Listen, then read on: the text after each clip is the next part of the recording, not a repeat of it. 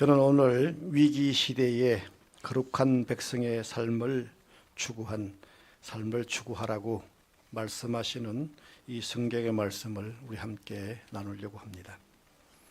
먼저 거룩한 삶의 가치를 추구한 사람도 있고 세속적인 삶의 가치를 추구한 사람도 있습니다. 이 두 사람의 운명적 차이를 한번 비교해 보려고 합니다. 오늘은 2014년 3월 12일부터 지금까지 우리 동대문 교회의 복원을 소망하여 옛 동대문 교회 터에서 예배를 드린 지 587주년 되는 해입니다. 오후에 되면 587주년 예배가 시작됩니다. 그리고 얼마 전에 기도할 때 어떤 권사님의 기도를 우리가 기억합니다. 길을 잃고 헤매는 불쌍한 영혼들을 예수님께 인도하는 교회를 만들자. 저는 그 기도를 다시 드리고 싶습니다. 그리고 오늘은 윌리엄 벤턴 스크랜턴이 서거한 지 103주년입니다.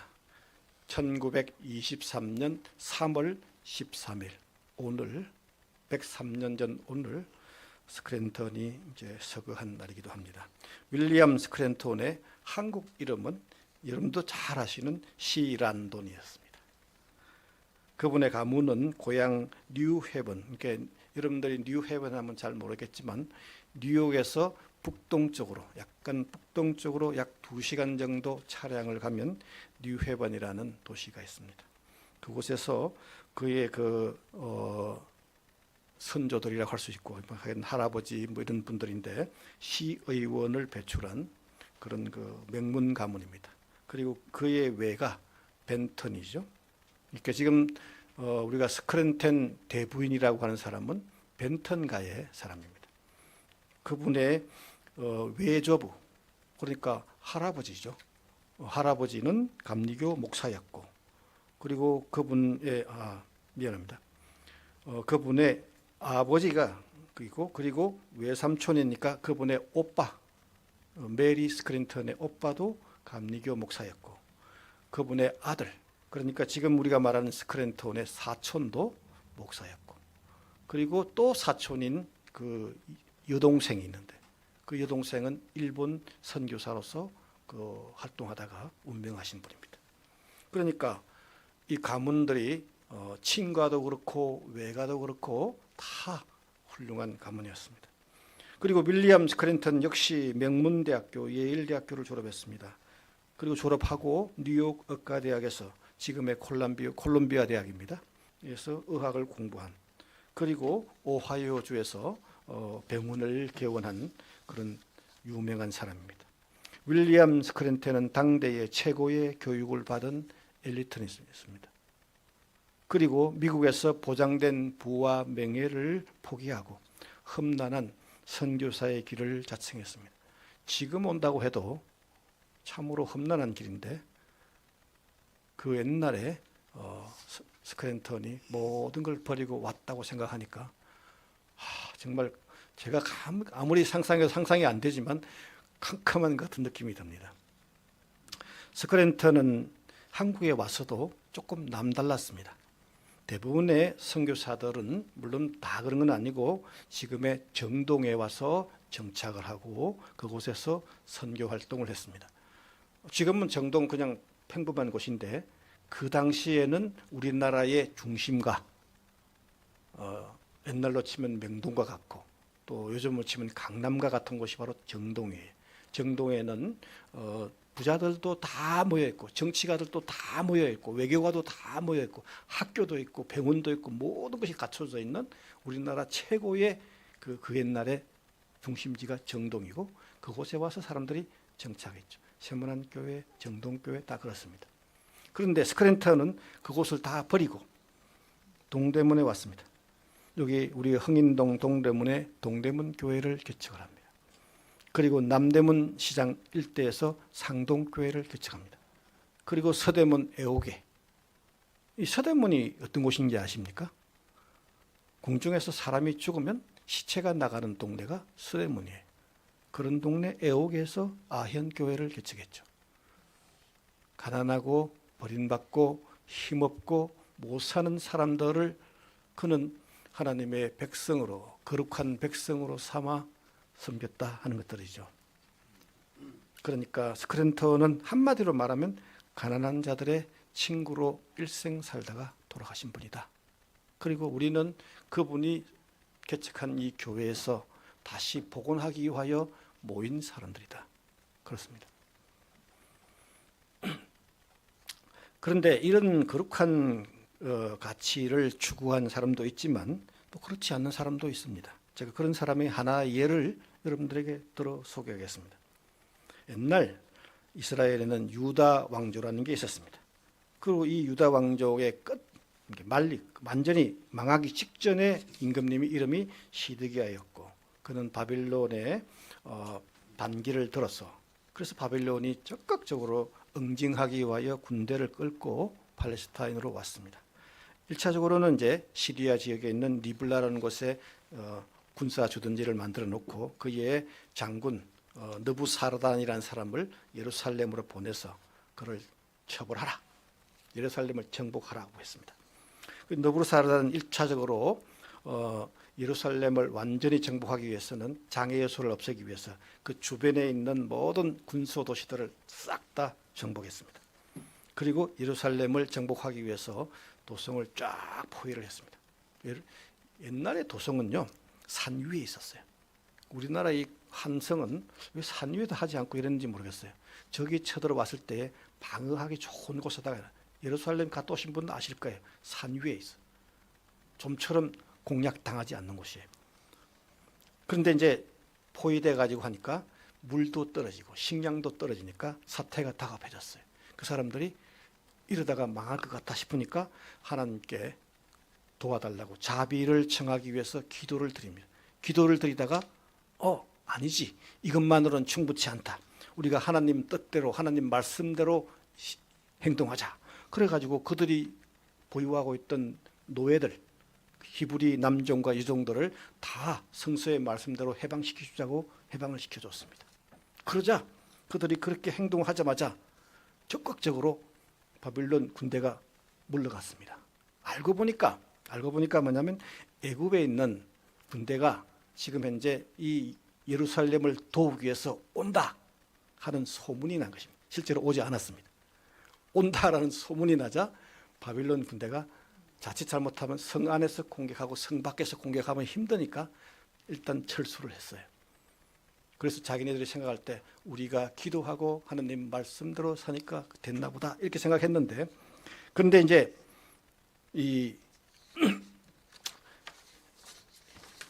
이네들이 위험이 이제 사라졌다라고 생각하니까 갑자기 마음이 싹 바뀌었습니다. 태도를 바꾸어 가지고 그때 풀어주었던 노예들을 다시 싹 다 잡아들여서 원상 복귀시켰습니다. 그리고 난 뒤에 그렇게 오래 가지 않았어요. 불과 몇 달 가지도 않은 상태에서 다시 바벨론군이 와서 포위를 하고 2년 동안에, 이게 햇수로는 3년이지만 시간으로 보면 만 2년 동안에 공격을 해가지고 예루살렘을 함락시킨 것이죠. 그리고 이 함락되고 난 뒤에 유다란 이스라엘이라는 국가는 영원히 국가를 세우지 못하고 2500년 동안의 국가를 세우지 못하고 망해버렸습니다. 여러분들이 생각할 때 얼마나 그들의 행동이 좀 비열해 보입니까? 여러분들이 이 망하고 난 다음에 그냥 국가만 망한 것이 아닙니다.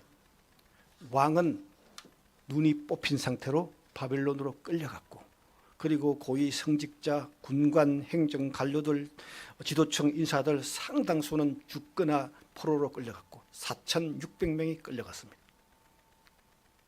얼마나 많은, 지금 우리나라에 물론 고위급이 뭐 한 3,000명 된다고 하는데 4,600명이면 고위급은 다 끌려갔다고. 지금 현대 국가에, 이 큰 국가에서도 고위급 3,000명 정도밖에 안 된다고 합니다. 그런데 4,600명이나 끌려가서 싹 다 완전히 씨를 말려버린 것입니다. 그래서 저는 오늘 여러분들과 함께 오늘 우리 동대문교회가 처해 있는 이 위기 상황에서, 또 개인적으로 처해 있는 어려운 상황에서 어떻게 하면 이 상황을 타개하고 극복할 수 있을까 그래서 거룩한 백성이라는 여러분들의 메시지를 함께 생각해 보려고 합니다. 오늘 우리 본문에서는 레위기 12장 2절에서는 하나님께서 이스라엘 백성들에게 너희는 거룩하라. 왜냐하면 나 하나님 여호와가 거룩하기 때문이다 라고 직접적으로 거룩해야 한다고 명령했습니다. 대체 거룩한다고 하는 것이 무엇일까 하는 것입니다. 우리 교회에서 잘 사용하지 않는 단어죠. 옛날에는 좀 그런 단어를 쓴 것 같은데 요즘 아무도 그런 단어를 안 쓰죠. 그러다 보니까 거룩이라는 단어의 뜻이 무엇인지 사람들이 좀 이렇게 잊어버리거나 혼동이 생긴 것 같아요. 거룩이라는 단어가. 그래도 구약 성경에는 이 거룩이라는 단어의 파생어까지 합쳐서 830번이나 언급을 했습니다. 굉장히 많이 언급한 단어입니다. 물론 그보다 더 많이 언급한 단어도 있지만 830번이나 언급했다는 것은 매우 중요하다 하는 뜻이고, 그리고 이것이 이스라엘 사회의 어떤 중요한 시대적인 위기 시대에마다 등장해서 이 단어가 중요한 역할을 했습니다. 그래서 지금 동대문 교회와 오늘 이 서울에서 살아가는 우리들이 겪는 이 위기에서 다시 한번 이 말씀을 생각하면서 우리도 이 위기에서 벗어나야겠다, 해방되어야겠다 이런 생각이 듭니다. 첫 번째는 아까 우리 읽었던 신명기 7장 6절입니다. 그리고 두 번째로 19장 2절, 요 두 구절만 오늘 살펴보려고 합니다. 책의 순서로 보면은 창세기, 출애굽기, 레위기, 민수기, 신명기니까 사람들이 레위기가 먼저 기록이 되고 신명기가 나중에 기록이 되었다 이렇게 생각하는데, 이제 학자인 저는, 이제 구약 학자인 제가 볼 때는 신명기가 훨씬 먼저 써지고 기록이 된 것입니다. 그 안에 역사가 먼저 됐다는 것이 아니고 기록은 그렇게 나중에 된 것입니다. 그러고 난 뒤에 약 200년 후에 레위기가 기록이 됐어요.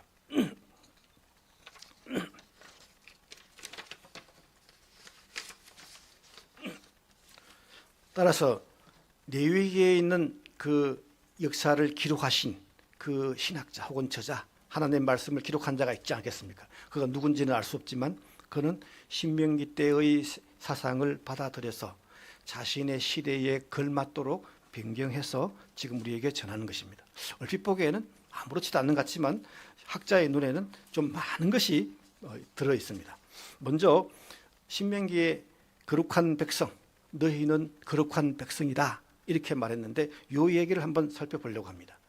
이런 얘기를 언제 했느냐 하면은 아시리아라는 나라가 이 팔레스타인을 침공해 가지고 많은 그 주변에 있는 국가들을 다 항복시키고 딱 남은 게 이제 유다만, 이제 이스라엘의 옛날 이름이 유다만 남아 있었습니다.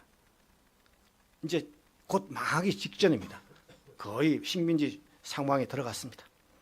그때에 선포를 합니다. 너희는 거룩한 백성이다 라고 선포한 것입니다. 그러면 대체 이 거룩한 백성이라는 말이 그 당시에 사람들한테 무슨 뜻으로 썼느냐 하는 것입니다.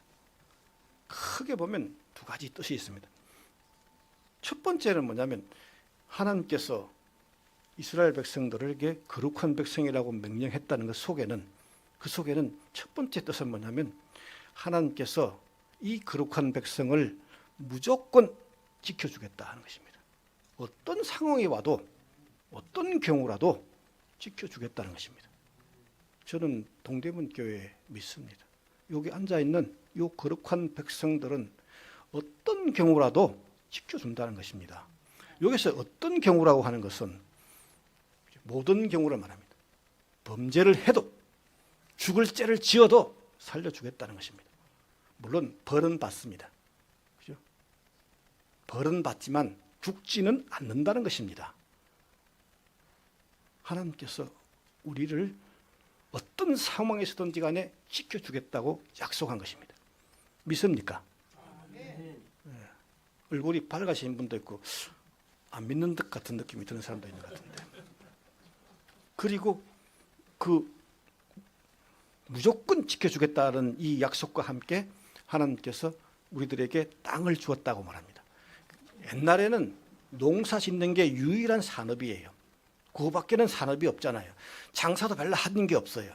이게 교류도 별로 하는 것이 없고 농사가 유일한, 그러니까 땅을 준다는 것은 우리에게 삶의 터전을 마련해 줬다는 것이죠. 오늘날에는 뭐 농사 말고도 먹고 사는 길이 많이 있지 않습니까? 그렇지만 옛날에는 바로 땅이라는 것은 산업의 터전이고 먹거리입니다. 바로 우리 먹거리를 하나님께서 주었다. 그러니까 굶어 죽지 않는다는 것이죠. 아휴, 살기 이렇게 힘드는데 이러다가 우리 다 길거리 나앉는 게 아닌가 하는데 절대로 그렇지 않습니다. 하나님께서 그의 백성을 지켜주고 먹여주고 입혀주고 재워줘서 길거리 나앉지 않게 한다는 것입니다. 제가 독일 유학을 해봐서 압니다. 어떻게 유학한지 아십니까? 서울에 있는 그 결혼할 때 준 전셋집 있는데 그 돈 딱 빼가지고 유학을 갔습니다. 1년 반 지나니까 싹 다 없어졌어요. 그때부터 난 굶어 죽는 줄 알았어요. 근데 제가 그때까지 한 번도 굶은 일이 없어요. 그리고 집세를 못 내가지고 길바닥에 앉을 일도 없어요. 옷 벗고 길거리에 다닐 일도 없습니다. 먹여주고 입혀주고 재워준 거 다 한다는 겁니다. 걱정하지 말라는 것입니다. 믿습니까? 네.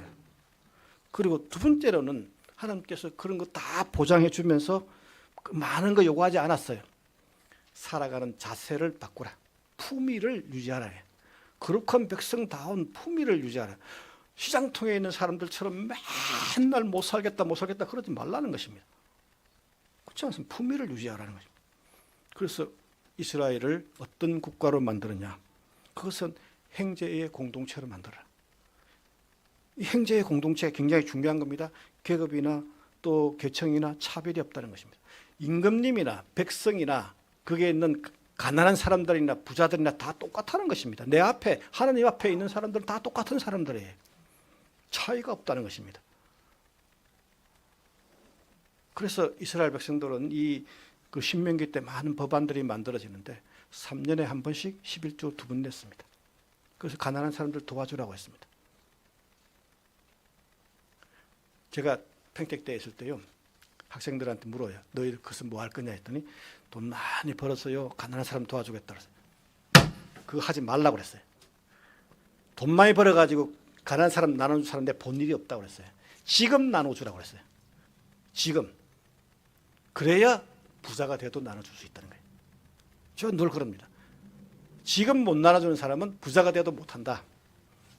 그런 겁니다. 우리 목사님 잘 알 거예요. 부자들이 헌금 많이 하는 게 아니에요. 마음속에 예수님을 사랑하는 사람이 헌금하는 거예요. 그렇습니다. 형제의 공동체를 만들어라. 만약에 동대문 교회가 복원된다면 저는 이런 교회를 만들어야 됩니다. 스크린턴이 가난한 자의 친구가 되지 않았습니까? 우리도 그런 사람이 되어야 되는 겁니다. 그런 교회를 만들어야 이 교회가 되는 것입니다. 그리고요, 국제적으로는 뭐냐면 세속적인 풍속을 따르지 말아라. 바깥에 있는 사람들하고 똑같이 살지 말라는 것입니다. 좀 품위 있게 살고 가치롭게 살아라는 것입니다. 내가 지금 가진 게 없어도요, 그죠? 저도 은퇴해가지고 가진 게 하나도 없어요. 그래도 나가면 저는 당당합니다. 왜냐하면 내가 거룩한 백성이기 때문에. 신학 박사라서 당당한 게 아니에요. 하나님의 백성이라 당당한 겁니다. 네. 우리 성도님들도 나가서 당당하게 사세요. 그 사람들 따라가지 마세요. 세상 사람들. 레위기 얘기를 하나 드리겠습니다. 그러니까 레위기는 신명기의 이야기를 받아서 200년이 지났으니까 상황이 비슷하기도 하고 다르기도 한 것입니다. 다른 점들이 좀 많이 있기도 합니다. 그래서 이제 그들에게 하는데 우선 똑같은 점이 뭐냐면 이전에도 식민지적인 위협이 있었고 지금은 완전히 식민지 국가입니다. 조금 차이가 있긴 하죠. 그러나 신명기 때에도 그들이 신명기 개혁운동, 다시 말해서 형제의 공동체를 만들려는 운동을 했듯이 레위기 시대에도 가만히 있지는 않았어요. 그 당시에 주된 신학 운동이 뭐냐면 하나님 가까이, 그 운동을 한 거예요. 그러니까 그런 의미에서 보면 위기 시대에 똑같은 것입니다. 그죠? 금년에 트럼프가 문제를 일으키고 굉장히 힘들다라고 하는데 저는 목사님들에게 늘 지금도 지방에 계신 목사님들의 성경을 가르치는데 걱정하지 말라고 그랬습니다. 왜냐하면 사회가 어려워지면 교인들이 성도님들이 1차적으로 어디로 갑니까? 교회로 나온다. 헌금은 적어질지 몰라도 교인의 성도는 안 줄어드니까 걱정하지 말라고 했어요. 맞습니까? 네. 교인들이 어려워지면 당장 어디로 갑니까? 교회로 나오는 것입니다. 그러니까 그들도 위기시대에 하나님 가까이 운동을 폈습니다. 그러니까 이런 운동을 펴는 동안에 그들은 세속적 문화, 이방 문화에 대하여 강한 거부감을 가진 건 사실입니다. 오늘날 좀 다르긴 하지만 그렇죠. 그래서 1차적으로는 이방의 정치, 사회 문화를 거부한다 하는 것입니다. 그게 뭡니까? 무엇이 이방의 정치, 사회를 거부하느냐? 딱 한마디로 말하면 그것입니다. 힘 있는 자가 가난한 자, 힘 없는 자를 지배할 수 있다라는 이 논리를 거부한다는 것입니다. 그런 건 안 받아들이겠다는 것이죠. 다시 말해서 이 폭력적인 것을 안 받아들이겠다는 것입니다. 지금 요즘 우리 좌우 모여가 막 싸우는데 우쪽에 속하신 우리 그 동지들이 가끔씩 보면 비기독교적으로 싸우는 걸 보고 가슴이 아파요. 이재명 그 민주당 대표 좀 위험한 사람이긴 합니다만 그렇다고 해서 그 사람 뭡니까? 뭐 죽이도 좋다. 목사님들이 그런 얘기를 하더라고요. 정신 나간 사람이라고 그랬어요. 우리는 어떤 경우라도 폭력을 해서는 안 되는 것입니다. 어떤 경우라도 그 사람 전도해가지고 교인 만들면 되잖아요. 어떤 경우라도 우리는 폭력을 써서는 이게 이방 문화하고 세속 문화입니다. 힘 있는 자가 힘 없는 자를 마구 짓밟겠다는 이 세속 문화를 우리는 거부해야 되는 것입니다. 그리고 사회적 풍습을 거부한다. 세속의 풍습을 거부한다는 것입니다. 굉장히 어려운 결단을 내린 게 하나 있습니다. 그게 뭐냐면은 중동 지역에 지금도 그렇지만 건친 결혼이 돼 있고 한 사람이 4명씩이나 결혼할 수 있어요. 근데 이 4명씩 결혼하는 건 아직도 유지되고 있는데 건친 결혼도 유지되고 있죠. 그런데 구약 성경에서 이 문화를 거부한 것입니다. 건친 결혼하지 말아라. 얼마나 그냥 이 풍속이라는 것은 법으로 뭐 할 수 있는 게 아니에요. 법으로 할 수 있는 게 아니잖아요. 건친 결혼하지 말아라. 18장과 내위기 18장과 20장에 이러한 관계를 맺지 말아라고 했어요. 쫙 열거를 해놨습니다. 건친 결혼하지 말라는 거예요. 아마도 우리가 지금의 일부 일처제 이런 것들이 그때의 풍속에서 좀 발전된 게 아닐까 이런 생각을 합니다.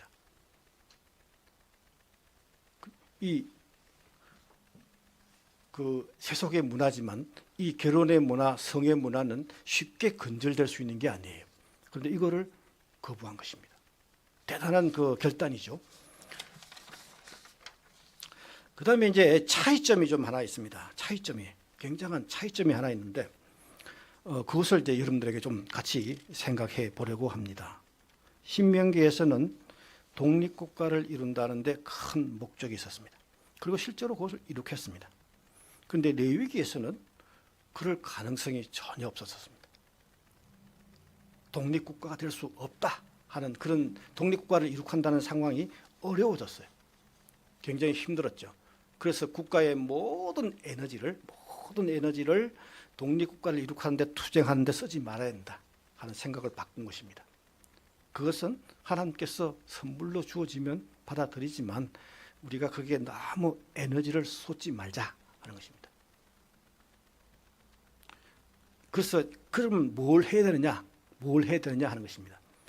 레위기의 신학자들은 독립국가가 될 수 있다는 희망을 상실한 그 백성들에게 이 상황에서 그러면 우리가 뭘 할 수 있나 또 뭘 해야 되나 하는 것 속에 이 상황을 어떻게 극복할 수 있나 하는 점에 있어서 새로운 길을 모색해야 한다. 그게 뭐냐면 그 새로운 길의 원동력은 하나님의 말씀에 있다. 그리고 그래서 토라 중심적인 이스라엘 사회를 만들어야 된다. 토라 중심적인 이스라엘 사회를.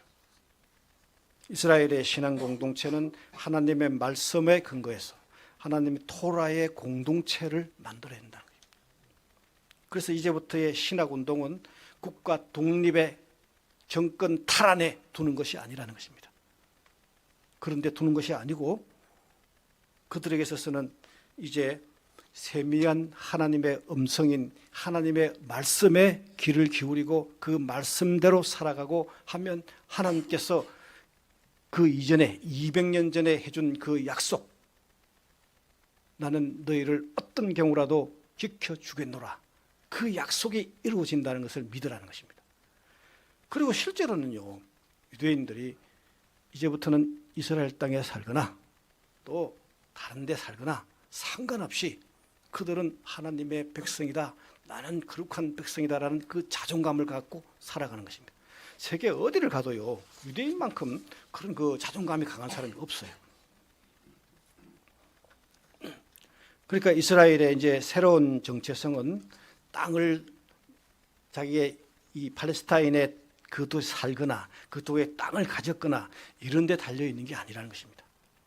달려 있는 것이 아니라 그것은 토라의 순종 여부에 달려 있다. 그러면 하나님께서 우리에게 산업의 터전도 주며 삶을 지켜주겠다는 약속을 믿는다는 것입니다. 아마도 로마에 의해서 이스라엘이 대파국을 당한 이후에 유대교는 오늘날까지 그 토대를 잃어버렸지만, 그러나 세계 곳곳에서 유대인들은 살아남아 있죠. 아직도 독일에서 그 유대인들이 큰 소리를 치고 있어요. 자기네들이 2차 대전 때 다 죽을 뻔했던 그 상황에서도 다시 살아난 것이죠. 독일에서요, 반이스라엘적인 발언, 반이스라엘적인 어떤 그 정책을 내는 사람은 그 다음 날로 직책을 잃어버려요. 그 다음 날로. 이게 대개 보면 그 고리네라가 있어요. 고리네. 이게 우리식으로 말하면 좌파들이에요. 골수 좌파인데, 이스라엘 사람들이 팔레스타인한테 너무한 거 아니냐 한마디 했어요. 그 다음 날로 딱 파직됐어요. 그만큼 하나님께서 약속을 지킨다는 것입니다. 독일이 왜 유대인의 땅입니까? 아니죠. 그래도 하나님은 그 약속을 지키겠다는 것입니다. 우리에게 이제 토라 중심의 삶을 살면 어느 곳에 있더나 우리를 하나님께서 지켜주신다 하는 것입니다. 제가 얘기를 맺기 전에 찬송 하나 하겠습니다. 407장인데 나중에도 같이 부르겠지만 지금도 한번 같이 해보겠습니다. 1절과 3절만 하겠습니다. 제가 1절을 하고 그 다음에 간주를 조금 하고, 그죠? 간주를 하고 다 같이 3절을 한번 하겠습니다.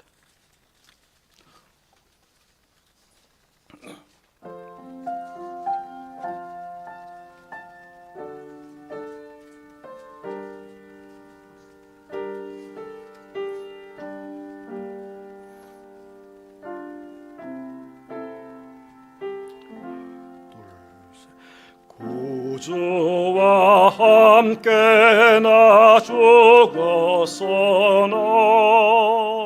구주와 함께 나 살았도다. 영광의 고날에 이르도록 언제나 주만 바라봅니다.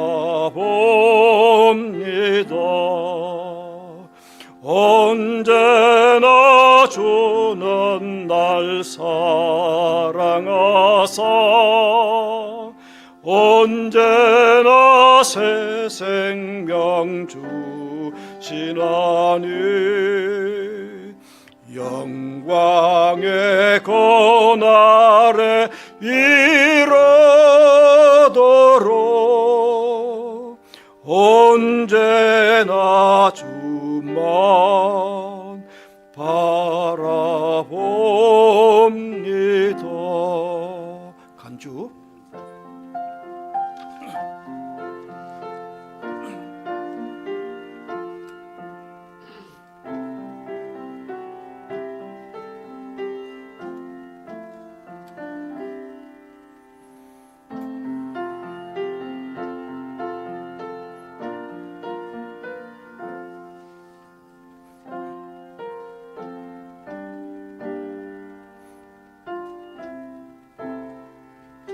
삼절 뼈 아픈 눈물을 흘릴 때와 소라린 마음으로 단식할 때 객께서 그때도 같이 어서 언제나 나올 생각하시네. 언제나 주는 날 사랑하사 언제나 새 생명 주시나니 영광의 고날에 이르고 언제나 주만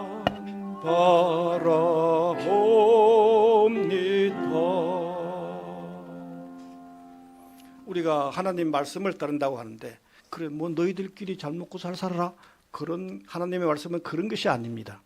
보편적 가치를 지니고 있는 것입니다. 그러니까 기독교 신자들, 유대인들 이런 사람들만에게 유익한 말씀이 아닌 것입니다. 온 세계의 모든 사람들에게 통용되는 보편적인 규범인 것입니다. 우리만 잘 살자고 하는 것이 아닙니다. 하나님의 말씀은 보편적 가치를 지녔기 때문에 그래서 하나님 말씀 안에는 윤리적으로도 세계의 모든 사람들에게 감동을 주는 그 가치를 지니고 있습니다. 높은 가치를 지니고 있는 것입니다. 그래서 성경에 뭐라고 해놨습니까? 내 이웃을 내 몸과 같이 사랑해라. 그때 내 이웃은 잘 먹고 잘 사는 부자가 아니에요. 힘 있는 권력자가 아니에요. 가난하고 약한 자들, 때로는 외국인들, 나그네들, 힘없는 자들, 그 사람들이 다 내 이웃인 것입니다. 내 이웃을 내 몸과 같이 사랑하라. 예수님의 계명이 큰 강령이 두 가지 있습니다. 하나님을 사랑하라. 내 이웃을 내 몸과 같이 사랑하라. 레위기에 나오는 이 내 이웃을 내 몸과 같이 사랑하는 것은 기독교의 매우 중요한 가치인 것입니다. 그러니까 하나님의 말씀은 보편적 가치, 우리만 잘 먹고 잘 사는 가치가 아니에요. 다 같이 이 세상이 잘 먹고 잘 사는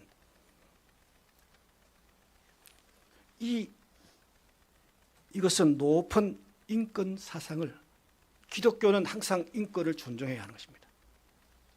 성경이 인권을 지향하기 때문에 서구의 문명은 성경을 지향했고 그래서 인권 사회를 되려고 노력을 한 것입니다.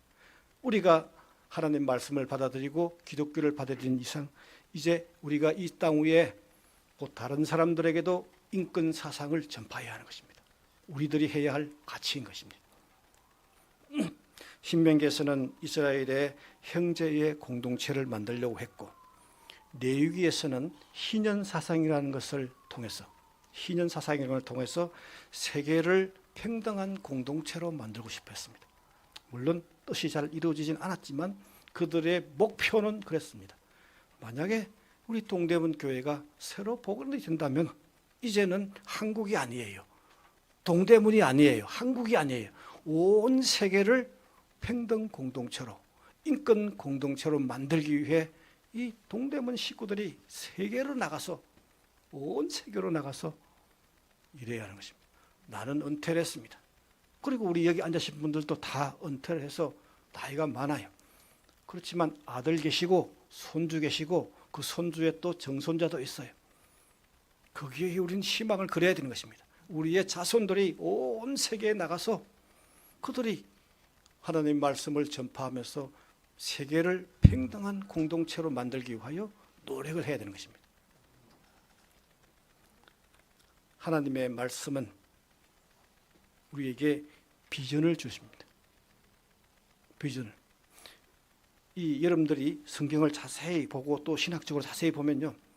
성경의 첫 번째는 우주를 창조합니다. 우주. 그 다음에 세계. 그 다음에 이스라엘. 그 다음에 시내산. 그리고 그 다음에 교회인 것입니다. 시내산, 출애굽기의 시내산의 그 핵심은 성전에 있는 것입니다. 우리가 이 가치를 따라서 하나님의 말씀의 가치를 따라 살아가면 세계의 중심이 될 수 있다 하는 것입니다. 유대인들은 그래서 간 곳마다 많은 지도자를 배출해냈습니다. 우리들도 기독교 신자들도 가는 곳마다, 그죠? 동대문 교회 출신들은 가는 곳마다 세계적인 인재를 배출하고 세계적인 지도자를 배출했다. 그렇게 자랑스러운 우리 교회가 되어야 되는 것입니다. 하나님 말씀을 인하여 우리의 사람들, 자손들, 후손들은, 그죠? 세계의 중심 인물로 저는 키우고 싶습니다. 믿습니까? 소리가 적는데 믿습니까? 네, 그죠? 다 같이 할머니의 기도, 어머니의 기도, 그죠? 이 모든 기도는 우리 자녀들이, 우리 가족들이, 동대문 교회 식구들이 온 세계에 나가서 세계의 중심 역할을 하라고 기도하는 것입니다.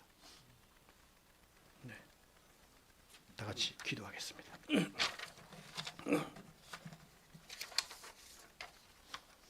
자비로우신 하나님 아버지, 부족한 우리들로 하여금 거룩한 백성으로 삼아주시니 감사합니다. 우리가 처해 있는 환경이 어려울지라도, 어떤 경우라도 우리의 부족함과 허물로 인하여 또 어려움에 처한다 할지라도 하나님께서 우리를 다시 살려주고 다시 일으켜주신다는 그 약속을 오늘 다시 한번 생각합니다. 자비하신 하나님 아버지, 우리가 세상과 다른 사람으로 살아갈 수 있고 하나님의 뜻을 구해나가는 사람으로 살아갈 수 있도록 인도하여 주시옵소서. 예수님의 이름으로 기도합니다. 아멘.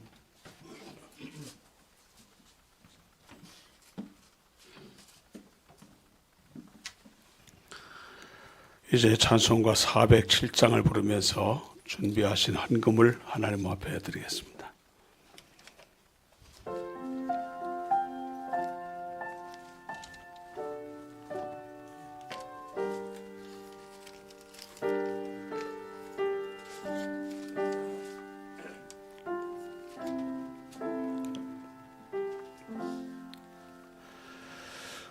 구주와 함께 나 죽었으니 구주와 함께 나 살았도다. 영광의 그날에 이르도록 나저마 바라봅니다.